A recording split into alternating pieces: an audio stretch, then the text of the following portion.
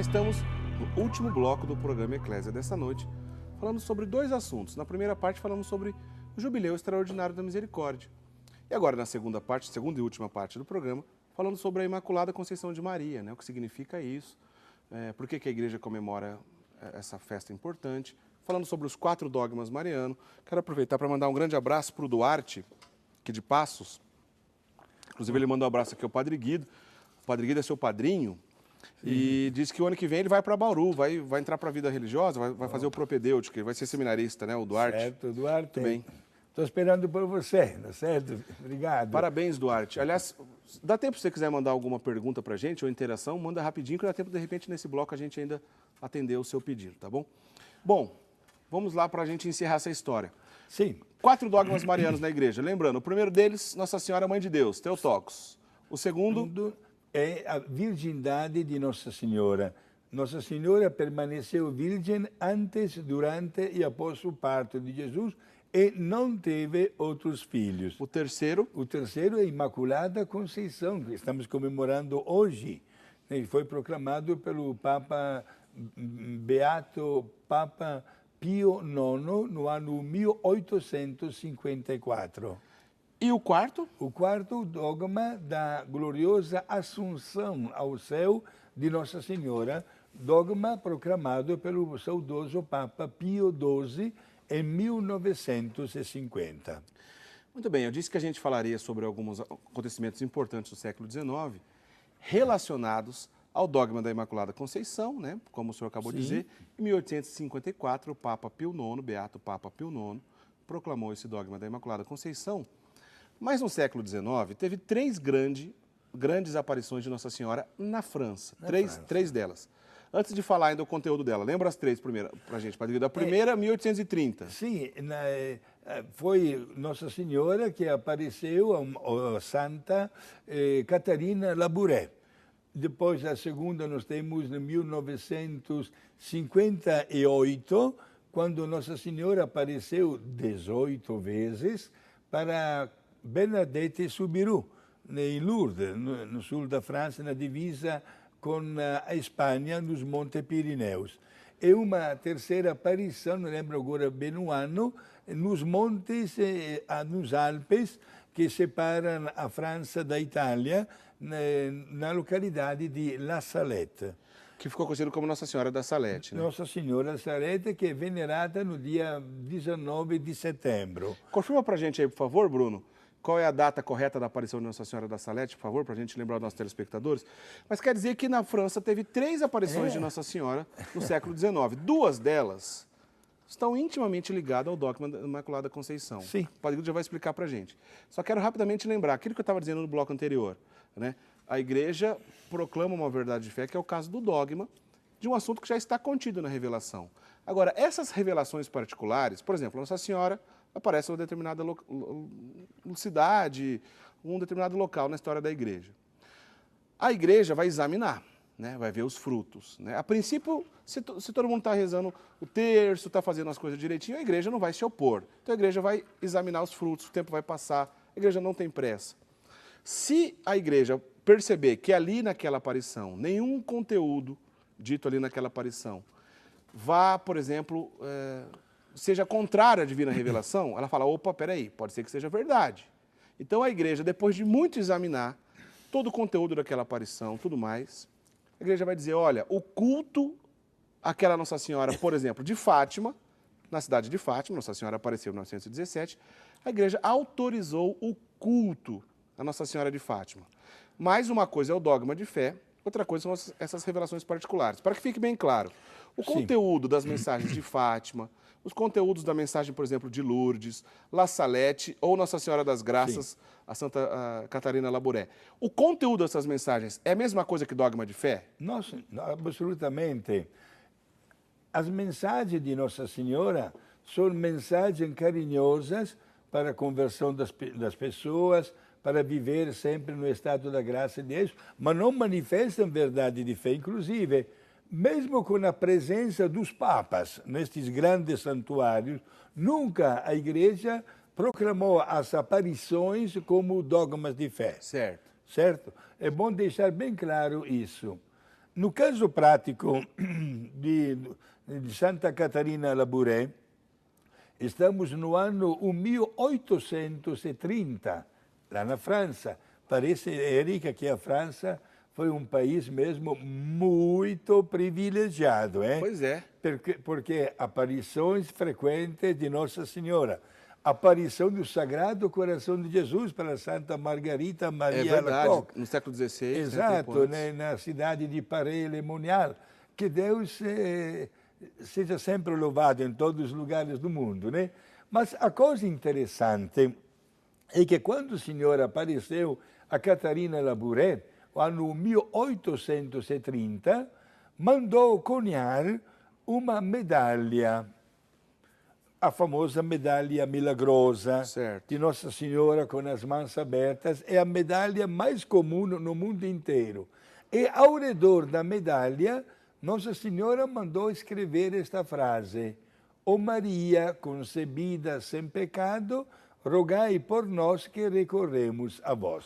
Maria concebida sem pecado, isto é, Imaculada Conceição. Só lembrando, o dogma ainda não havia sido proclamado. Exato. Estando no ano, a gente está falando do ano 1830. 30. O dogma só foi em 1854, né? Sim, 24 anos antes, Nossa Senhora já mandou fazer estas medalhas. A igreja respeitou, digamos, o que estava acontecendo, né? E acabou notando que milhões de exemplares destas medalhas milagrosas já estavam percorrendo, digamos, os caminhos do mundo.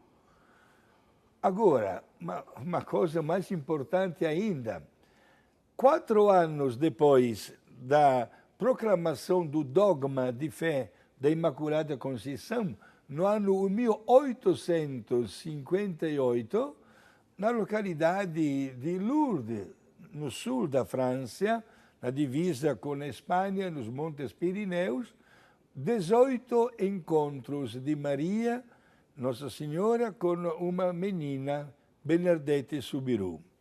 E aí acontecia de tudo. O povo que aumentava cada vez mais. Todo mundo, inclusive, rezando, fervoroso. Aconteciam curas, verdadeiros milagres. E o povo, sabe como é que é?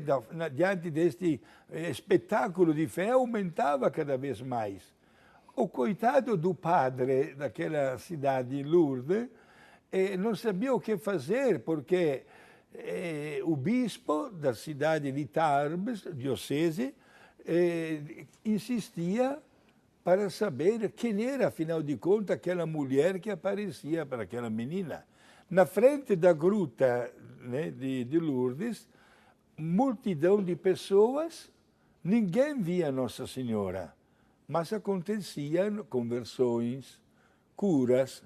Por exemplo, quando um dia Nossa Senhora disse para Bernadette: vai a lavar-te. Aí, a 30 metros da gruta, passava o rio Gave. E a menina, que estava ajoelhada, se levantou e foi em direção do rio. E Nossa Senhora levantou a voz: não, volta para trás, não é aí. É dentro da gruta, mas não tinha nenhuma água. Ela chegou até no final da gruta e notou um pouco de grama um pouquinho molhada e começou a escavar com a mão. A terceira vez que escavou assim, com a mão, apareceu água. E esta água, até hoje, continua corrente, que não tem nada a ver com a água do rio que passa ao lado. Quando terminou a visão, uma mulher que entre aquela multidão, que estava com o seu filhinho de 2, 3 aninhos, com um problema muito sério, cego, este bebê. Todo mundo estava indo embora e esta mulher notou esta água que saía da gruta. Ficou olhando esta água que aumentava até cada vez mais. Ela chegou perto desta água, pegou um pouquinho de água e passou nos olhos do seu bebê. Os olhos se abriram, minha gente. Foi um milagre extraordinário que aconteceu. certo? Mas mesmo assim o padre queria saber quem era aquela mulher que aparecia. E a um certo ponto o padre tomou até uma atitude, né? Pegou um pequeno balde de água e disse para Bernadette Soubirous: a próxima vez que apareça esta senhora, olha, dá um pouquinho, bota um pouquinho de água benta, quem sabe que vai acontecer alguma coisa.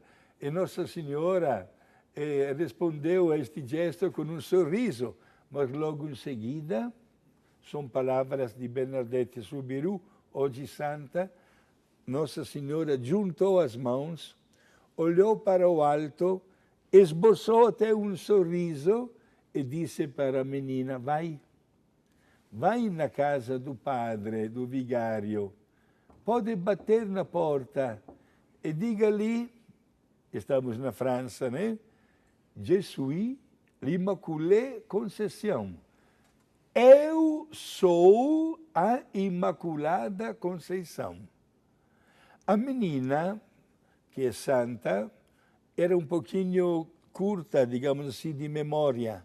O QI dela não era muito bem desenvolvido. Certo. E teve até dificuldade a decorar esta frase.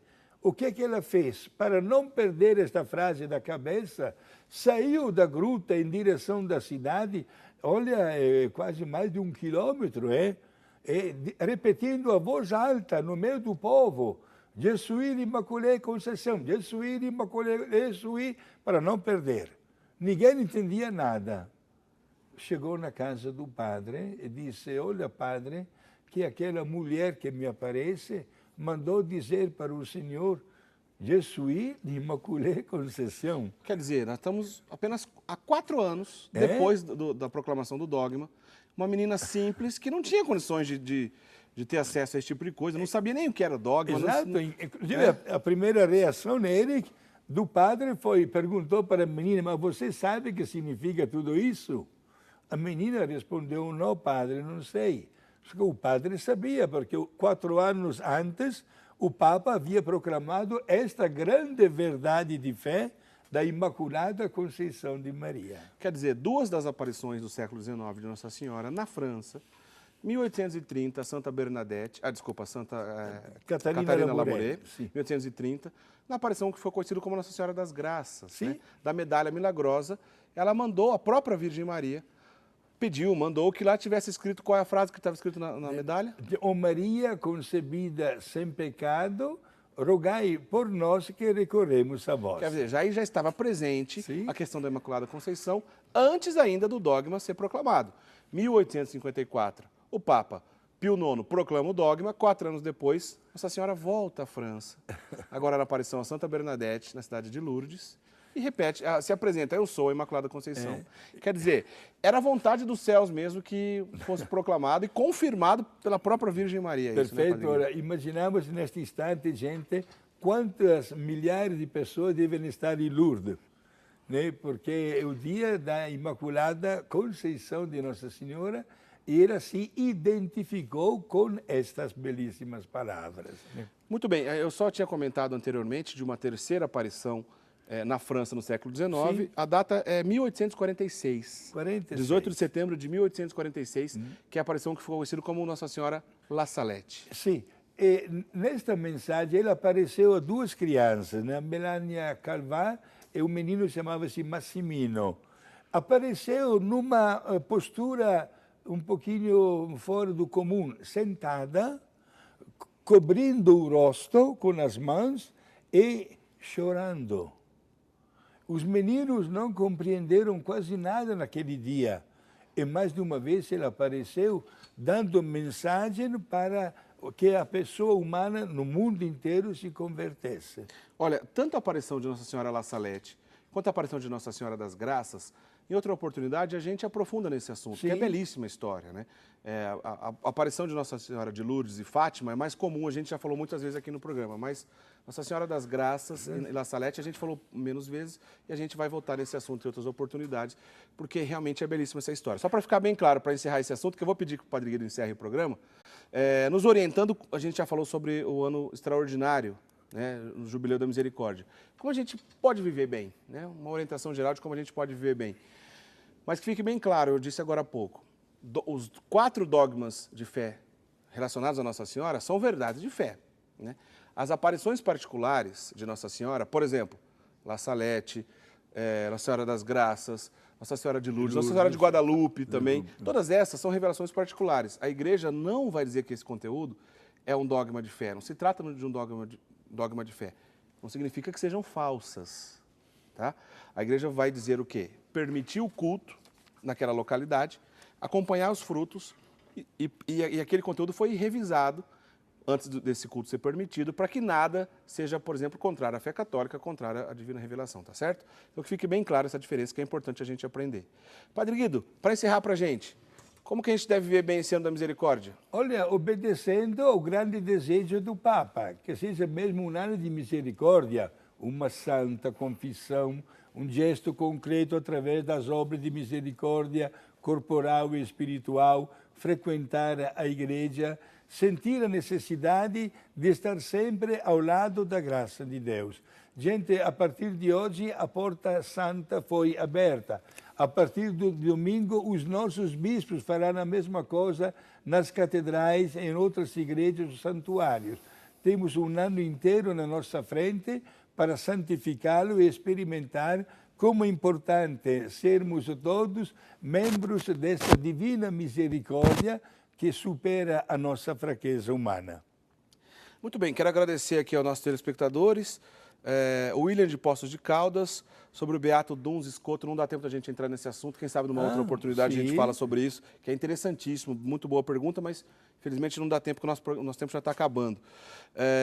Também, parabéns, Padre Guido. Érica, este programa está muito bom. Maria Aparecida, tem 74 anos, de Mortugaba, Bahia. Está dizendo que ela é sócia há muitos anos e fica muito feliz de fazer parte dessa obra. Nós que agradecemos, viu? Muito obrigado pela tua fidelidade. Ela pede a bênção. O Padre Guido vai dar a bênção já já. Sério. E também o outro telespectador que mandou aqui para a gente, Josiel Antônio de Assis, da cidade de Guiricema, Minas Gerais. Guiricema, Minas Gerais.